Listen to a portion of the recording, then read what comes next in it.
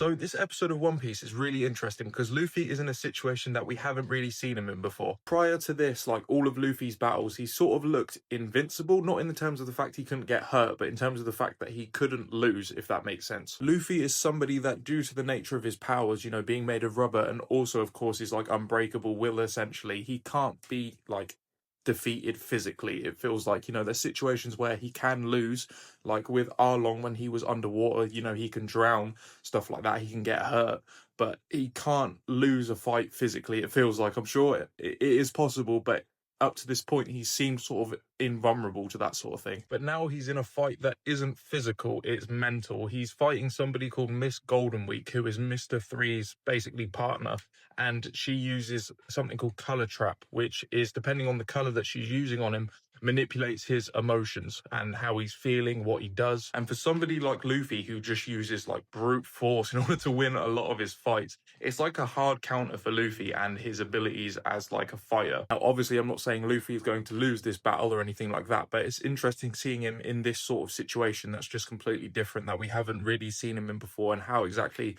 he's going to have to deal with this, because now his friends, Zoro, Vivi, and Nami have all been turned into wax statues because he hasn't been able to save them in time. He's literally having a picnic with Miss Golden Week, which, I mean, Miss Golden Week is an interesting character. We haven't really seen a lot of her so far, but she reminds me of like a little creepy doll, and it makes sense that these are her powers, like voodoo type powers almost, in a way. I mean, it fits her character quite a lot, but she is quite creepy. Hello, mate. On the flip side, we also saw one of Luffy's biggest strengths in this episode, and that was his battle smarts. Using Mr. Three's own abilities against him, using the mallet that he created in order to smack Mr. Three around, and also using it to destroy the candle tower thing that Mr. Three has made to capture his friends. Even though that didn't turn out too great, he actually sped up the process by doing that. But Luffy is really smart. He uses, his brain in fights in order to give an advantage to himself, when he like using his enemy's own abilities against him is really smart. And alongside that, with his brute strength, like, Luffy is insanely strong, and seeing him fight is actually really fun because he's not just strong, he's really smart as well. So seeing him in this sort of mental, emotional battle that he can't physically fight his way out of, I think is a really interesting situation. We've seen something a little bit similar to this with Django back in the Captain Kuro arc, and Luffy managed to get out of that.